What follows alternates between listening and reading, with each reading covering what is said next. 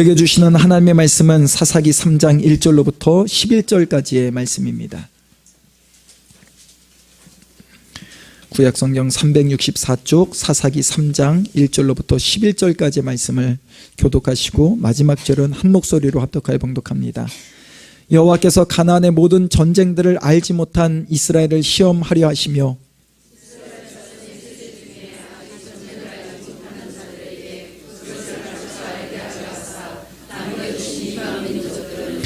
블레셋의 5 군주들과 모든 가나안 족속과 시돈 족속과 바알 헤르몬 산에서부터 하맛 입구까지 레바논 산에 거주하는 히위 족속이라.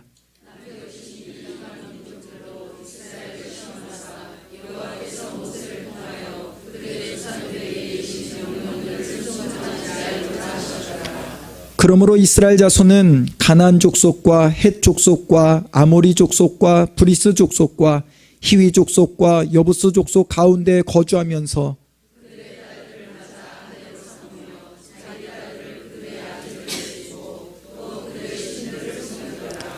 이스라엘 자손이 여호와의 목전에 악을 행하여 자기들의 하나님 여호와를 잊어버리고 바알들과 아세라들을 섬긴지라.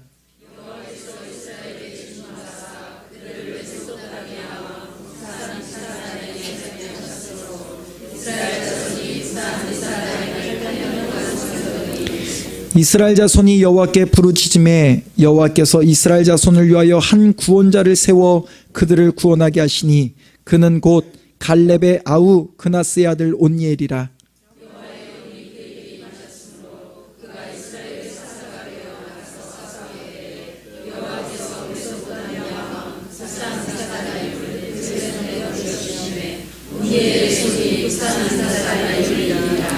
그 땅이 평온한 지 40년에 그나스의 아들 온니엘이 죽었더라. 아멘. 이 시간 하겠습니다. 세상에서 가장 복되고 아름다운 얼굴입니다.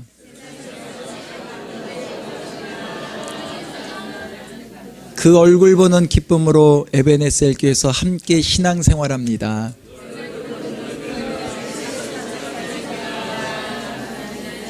제 옆자리에 앉아주셔서 가문의 영광입니다. 사실도 그런데 그렇게 알아봐 주시는 당신은 정말 탁월한 분이십니다.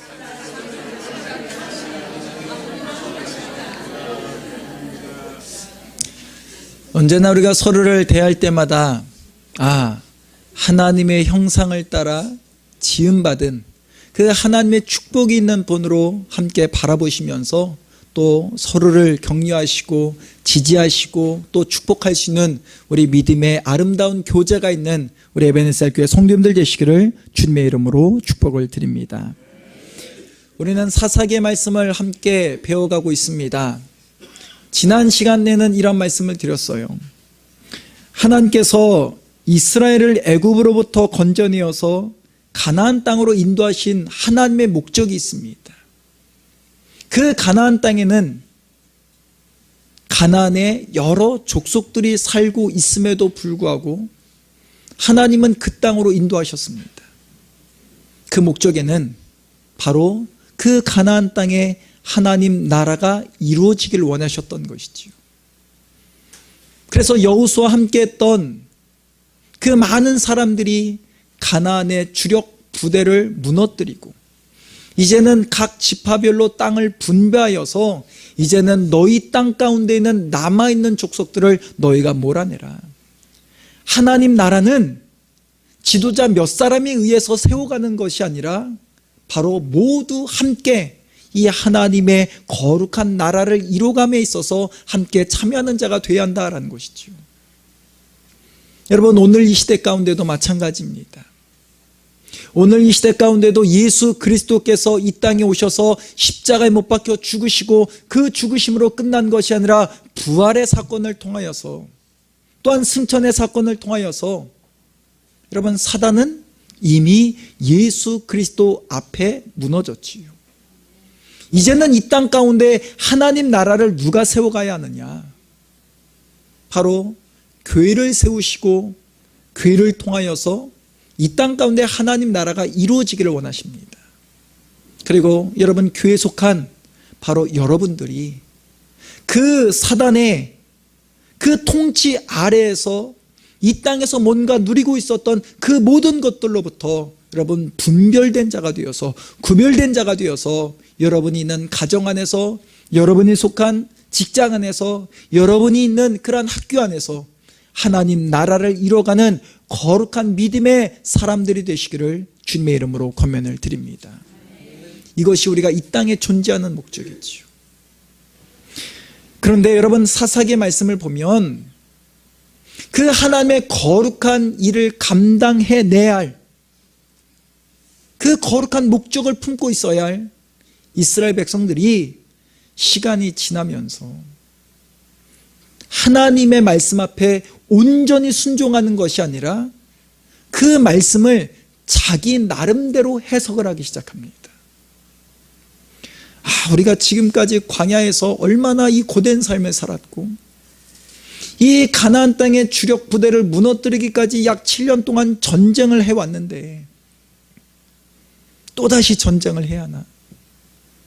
이미 강한 자들은 다 진멸됐고 이제는 남아있는 자들은 큰 힘을 가지고 있지 않은데 좀 천천히 그들을 몰아내도 되지 않을까?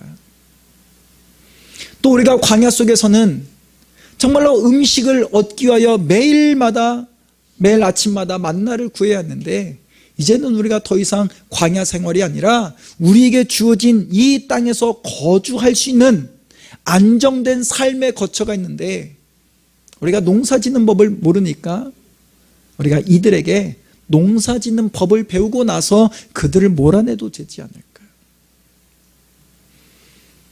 여러분 그러한 자기의 생각과 자기의 판단들이 그들 앞에 들어오기 시작합니다. 하나의 틈이 벌어지기 시작하는 거죠. 사람이 함께 있으면 함께 있다 보면 무엇이 생깁니까? 정이라는 게 생기죠. 미우나 고우나 정이 생긴다라고 이야기합니다. 어쩌면 그들 가운데는 이 가나안 족속의 힘없는 이들을 통하여서 우리가 농사짓는 법을 좀 배우고 이제는 나중에 우리가 모든 것을 다 익힌 다음에 또한 이 땅에서 우리가 어떻게 잘 살아가야 할까에 대해서 좀 배운 후에 그들을 몰아내도 그들을 쫓아내도 되지 않을까라고 했던 그 마음들은 어쩌면 함께 하다 보니까 굳이 이들을 몰아낼 필요가 있을까? 좀 이들과 더불어서 함께 가면 안 될까? 그들을 향한 긍휼의 마음을 품었는지도 모르겠습니다. 제가 이 말씀을 준비하다가 하나의 옛 과거의 사건이 저에게 떠올랐어요. 저는 군 생활을 홍천에서 했습니다. 홍천의 11사단을 이제 부대 마크가 11자가 옆으로 누웠다라고 해서 젓가락 부대다라고 이야기하기도 합니다. 많이 걷는다는 거예요. 제가 처음 자대에 배치를 받아서 얼마 지나지 않아서 큰 훈련을 하게 되었습니다. 화천에 가서 화천까지 이동하고 거기서 계속 걸어서 이동을 하는 그런 훈련이었어요. 하나님께서 저에게 주신 기질이 있습니다. 그 기질 중에 하나가 뭐냐면 점액이라고 하는 기질이에요. 그리고 점액 기질에는 통상 성실이라는 것이 있습니다. 제가 그 훈련을 하면서 그 훈련을 마치고 발톱이 한 5개가 빠졌습니다. 저와 같이 중대의 5명의 동기가 함께 자대 배치를 받았어요. 그리고 함께 훈련을 받았습니다. 훈련을 마치고 나서 저희 소대에 소위 말하는 말년 병장입니다. 제대를 얼마 앞두지 않은 그 병장이 저를 업어주었습니다.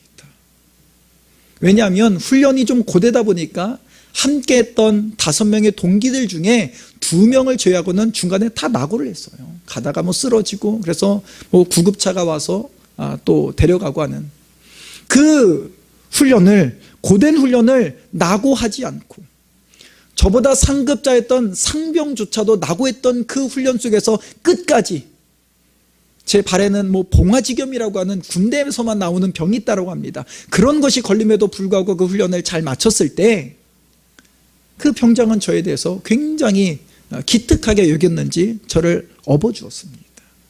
어떻게 보면 좀 미련한 거죠. 그 훈련하고 와서 돌아와서 의무대 가서 발톱을 5개를 뺐어요.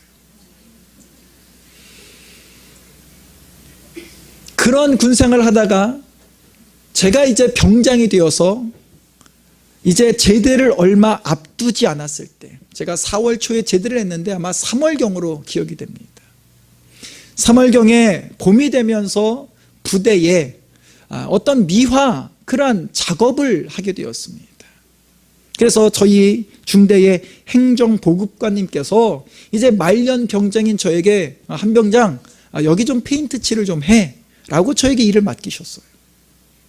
그리고 그분은 또 다른 일을 위해서 저에게 맡기시고 이제 다른 곳에 가셨습니다. 그리고 돌아와서 제가 페인트 칠할 행한 그 모습을 보시면서 이렇게 저에게 말씀하셨습니다. 야, 한병장, 너 도대체 뭐 한 거야? 이거 아직도 못 맞췄어? 아직도 끝을 못 맺었어? 너 그 시간까지 뭐 했어? 저에게 핀잔을 주셨어요. 저는 그 말을 들을 때 마음 한켠에서는 좀 마음이 편치 않았습니다. 왜냐하면 여러분, 저에게 주신 기질 중에 하나가 성실이에요. 저는 나름대로 저에게 맡겨진 그 임무를 나름대로 성실히 감당하기 위해서 페인트 칠을 하고 보니까 좀 부족한 부분이 있는 것 같아서 또 덧칠하고 하다 보니까 시간이 더디게 되는 거죠. 나름대로는 꼼꼼하게 한다고 했지만 그 행정보급관님께서 보실 때는 지금 이 일을 마치고 또 다른 작업을 해야 하는데 여전히 이것을 마치지 못한 그 모습을 보시면서 저에 대해서 그런 핀잔을 주셨습니다.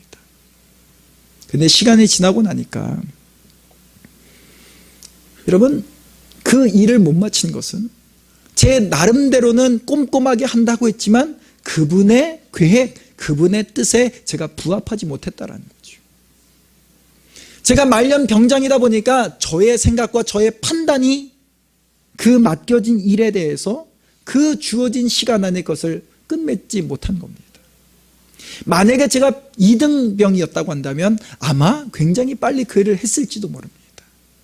물론 제가 이리저리 요령을 피워가면서 하진 않았음에도 불구하고 그분이 원하는 계획과 제가 생각했던 것은 달랐다라는 거죠. 여러분, 이스라엘 백성들이 가나안의 주력 부대를 무너뜨리고 하나님께서 원하셨던 것은 각 지파마다 남겨진 족속들을 다 쫓아내고 몰아내서 그곳 가운데 하나님의 통치, 하나님의 질서, 하나님의 가치관이 있는 그런 하나님 나라가 세워지기를 원하셨습니다. 그런데 시간이 지나면서 틈이 보이기 시작했고 이제 그들은 그들 나름대로의 생각을 하기 시작합니다. 그리고 시간이 지나면서 그들을 쫓아내지 못하고 그들과 더불어 함께하는 가운데 있지요. 오늘 말씀에 보면 하나님은 그러한 이스라엘에 대해서 시험하신다라고 말씀합니다. 오늘 1절에 보면 여호와께서 가나안의 모든 전쟁들을 알지 못한 이스라엘을 시험하려 하시며 이스라엘 자손의 세대 중에 아직 전쟁을 알지 못하는 자들에게 그것을 가르쳐 알게 하려 하사 남겨두신 이방 민족들이라고 말씀합니다. 지금 3장은요, 이미 전쟁 세대 이후의 사람들이죠. 전쟁 세대 이후의 사람들이 지금 살아감에 있어서 하나님의 온전하신 뜻을 감당하지 못하고 있습니다. 하나님의 뜻은 그들을 다 쫓아내는 거예요. 그런데 전쟁을 경험하지 않았던 이들은 하나님의 마음을 헤아리지 못합니다. 제가 전도사 때에 사역했던 교회의 목사님께서는 지금은 이제 목회 은퇴를 하셨어요. 그분은 6.25 세대에 물론 어린 시절이었지만 그 6.25 세대를 경험하면서 그 북한에 대해서는 정말로 굉장히 아픈 마음을 갖고 계셨습니다. 왜냐하면 그 전쟁으로 인해서 이 대한민국 국군이 그 북한에 밀려서 후퇴를 하죠. 그리고 그분께서 사시는 동네에도 이 북한군이 들어왔던 것 같습니다. 그런데 군인이 아니라 일반 그냥 시민들을 다 잡아다가 무참하게 처형하는 모습을 목격하셨다는 거예요. 때문에 북한하면 굉장히 아픈 마음을 갖고 있고, 북한에 대해서 정말로 그 많은 것들을 열어주는 것에 대해서는 굉장히 정말 반대적인 입장을 갖고 계셨습니다. 왜? 또다시 동족 상잔의 아픔을 또다시 겪어서는 안 된다는 거죠. 그러나 여러분, 전쟁을 경험하지 않은 세대는 전쟁하라는 것이 여간 부담될 수 있는 일이 아닐 수 없습니다. 하나님은 분명 그 가나안에 남겨진 이들과 전쟁하여 그들을 다 쫓아내고 그곳 가운데 하나님의 통치가 있는 하나님 나라가 세워지기를 원하시는데, 여러분, 전쟁한다는 것이 쉬운 일인가요? 전쟁을 경험하지 않은 이들은 전쟁하지 않고서도 정말로 평안하게 평화롭게 살아갈 수 있는 방법은 없을까? 하나님은 그 가나안의 여러 족속들을 남겨두셔서 그 전쟁을 알지 못하는 세대가 하나님께서 모세를 통하여 말씀하신 그 뜻을 온전히 따라 섬기는지 섬기지 않는지를 시험하기 위해서 그들을 남겨두셨다라고 하는데, 여러분, 이들이 어떻게 행하는지 우리 4절로부터 6절까지 있는 말씀을 함께 봉독해 보겠습니다. 남겨두신 이 이방 민족들로 이스라엘을 시험하사 여호와께서 모세를 통하여 그들의 조상들에게 이르신 명령들을 순종하는지 알고자 하셨더라. 그러므로 이스라엘 자손은 가나안 족속과 헷 족속과 아모리 족속과 브리스 족속과 히위 족속과 여부스 족속 가운데에 거주하면서 그들의 딸들을 맞아 아내로 삼으며 자기 딸들을 그들의 아들들에게 주고 또 그들의 신들을 섬겼더라. 하나님께서 원하셨던 모습은 이들이 담대히 일어나 그 가나안에 남아있는 족속들과 싸우고 그들을 그 땅에서 몰아내기를 원하셨어요. 그런데 이들은 하나님의 뜻에 순종하지 않고 자기들의 판단을 가지고 자기들의 생각을 가지고 이러한 결정을 내리죠. 우리가 전쟁하지 않고도 평화롭게 살아갈 수 있는 방법은 없을까? 여러분, 가장 좋은 선택은, 어쩌면 그들에게 있어서 가장 좋은 선택, 전쟁하지 않고서도 평화롭게 살아갈 수 있는 방법으로 선택한 것이 무엇인가요? 바로 정략 결혼입니다.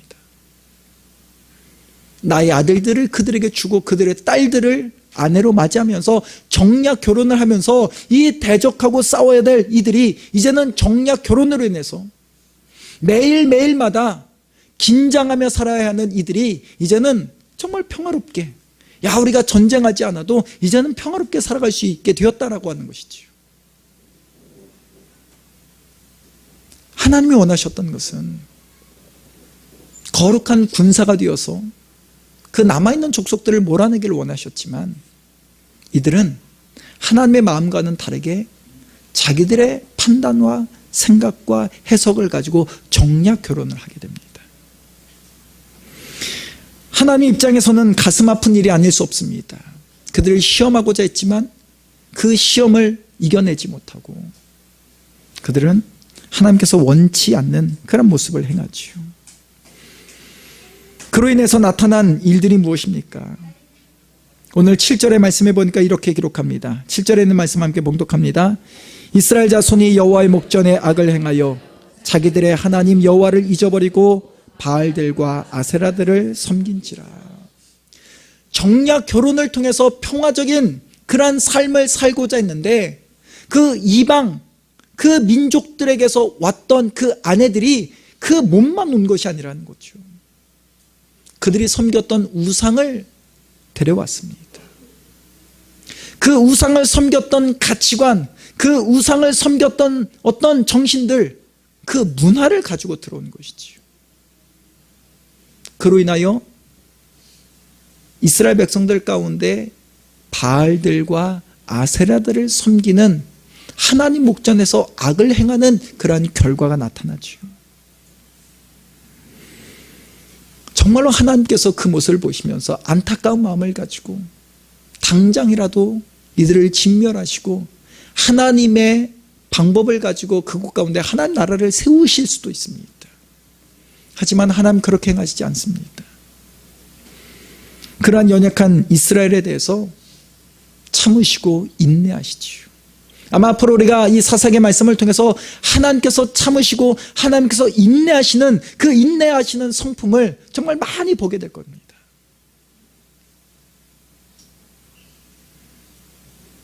여러분, 이스라엘 백성들은 전쟁을 치르기보다 정략 결혼을 선택하는 것이 훨씬 더 이익이 있고 평화적인 관계를 유지하는 것으로 이것이 탁월한 선택이다라고 여겼는지도 모릅니다.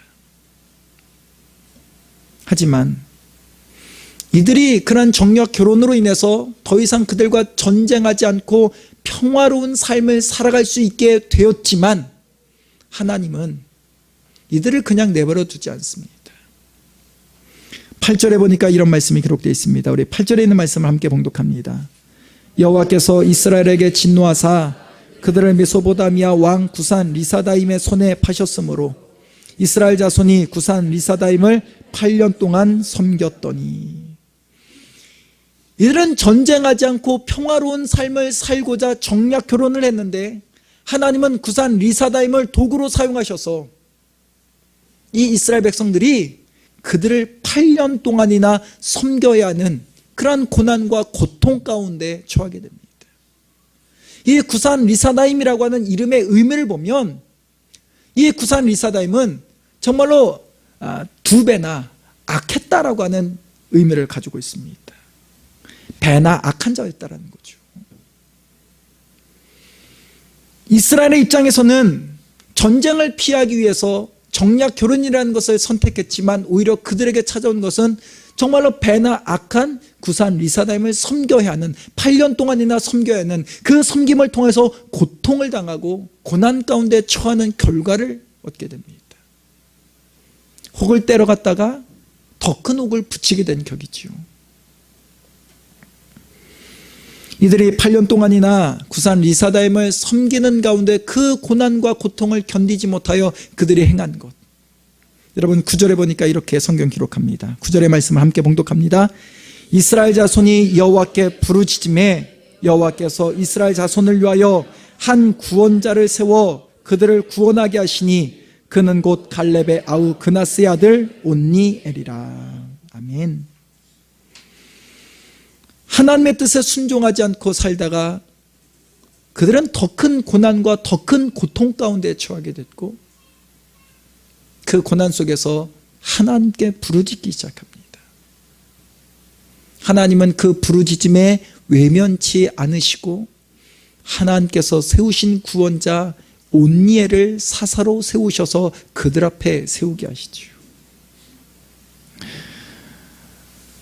온니엘은 말씀에도 기록되어 있지만 그나스의 아들이요 갈렙의 아우다라고 기록되어 있습니다. 온니엘은 이미 앞장에서, 우리가 이 온니엘에 대해서는 구체적으로 이야기하지 않았지만 이미 1장에서부터 기록되어 있습니다. 갈렙이 85세의 나이로 이 가나안 땅을 정복해 갈 때에 여호수 앞에 나아가서 이야기합니다. 이 헤브론 땅을 나에게 달라는 거죠. 이 땅은 이미 모세와 나와 약속한 땅이다라는 거예요.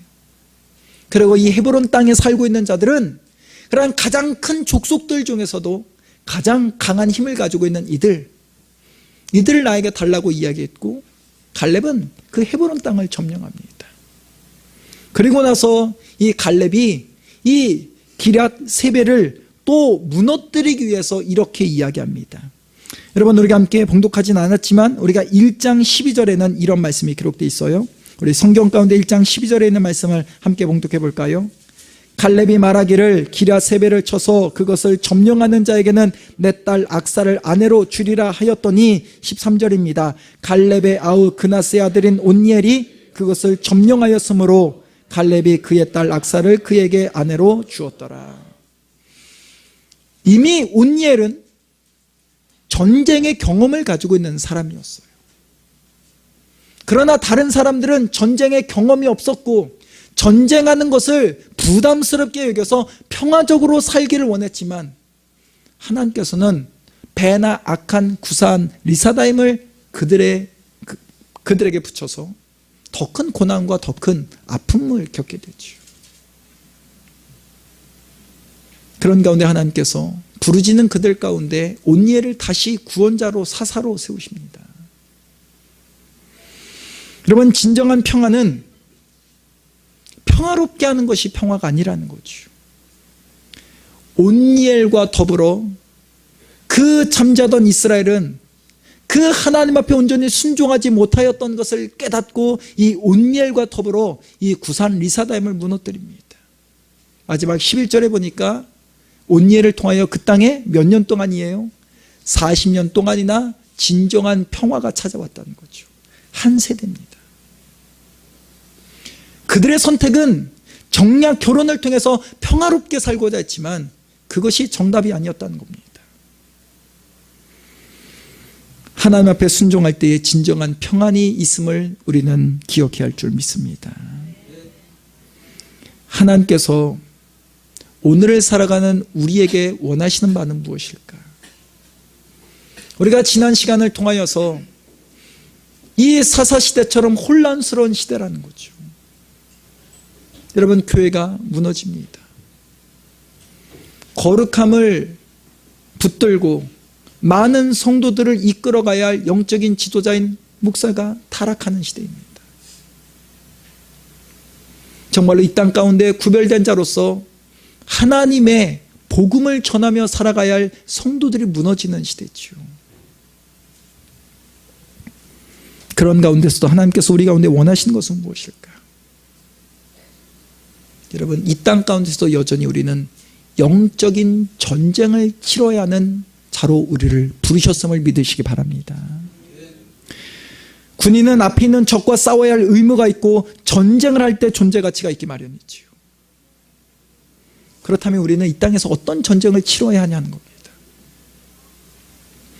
눈에 보이는 사람과의 싸움이 아니죠. 이 세상의 악한 그런 가치관, 악한 정신, 여러분, 이 세상을 이끌고 가는 그 가치관들은 하나님과 반대되는 일들이 너무나 많이 있습니다.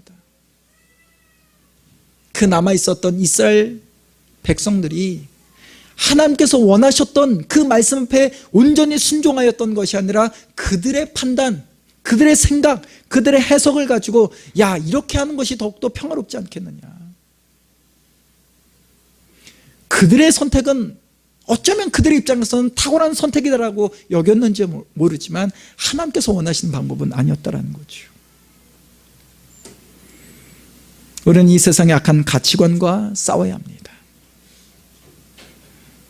나도 모르게 세상의 가치가, 세상의 가치관, 세상의 정신이 나의 믿음을 뒤흔들 때가 있지 않습니까?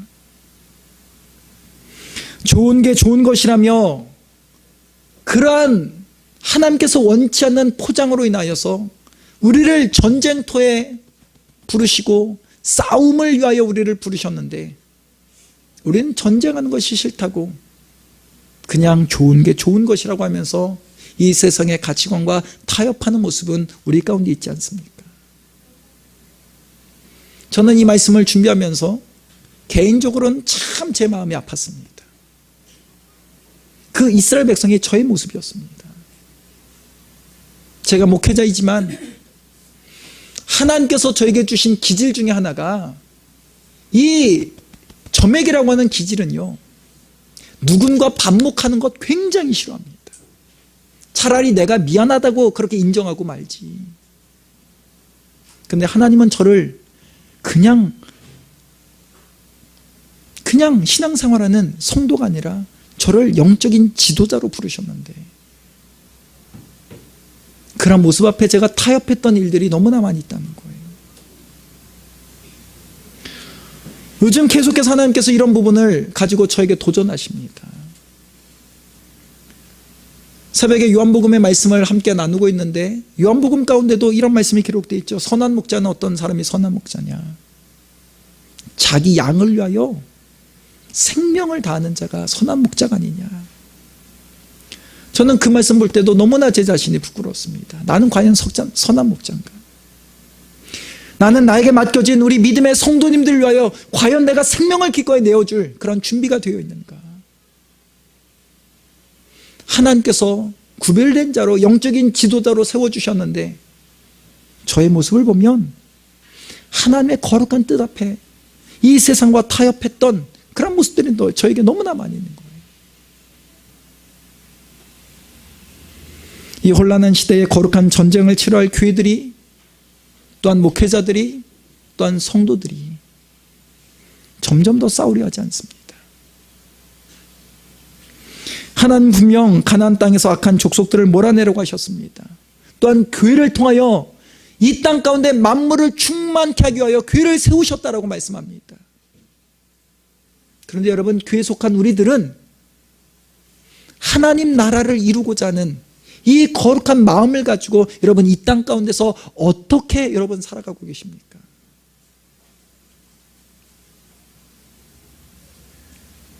내 안에 먼저 하나님의 나라가 임하도록, 하나님의 통치가 나를 지배할 수 있도록 나의 생각, 나의 가치관, 나의 판단을 다 내어드릴 수 있는 우리 믿음의 성도님들 되시기를 주님의 이름으로 권면을 드립니다. 우리의 생각과 싸워야지요. 나의 가치관과도 싸워야 합니다. 하나님의 시대 가운데 하나님의 거룩한 일을 위하여 누가 나를 위하여 나가서 싸울 자가 있느냐?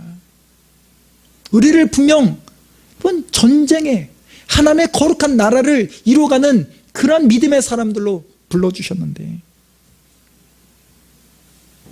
그렇게 사는 것이 불편하다고 우리가 묵인하며 살고 있지는 않은지요. 혹 싸워야 할 대상이 분명히 있음에도 불구하고 좋은 게 좋은 것 아니냐면서 타협하는 모습이 우리 가운데 있지 않습니까? 여러분, 지금은 하나님 앞에 부르짖을 때인 줄 믿습니다. 나 스스로 하나님에 대해서 해석하고 판단하고, 하나님은 이런 부분을 원하실 거야.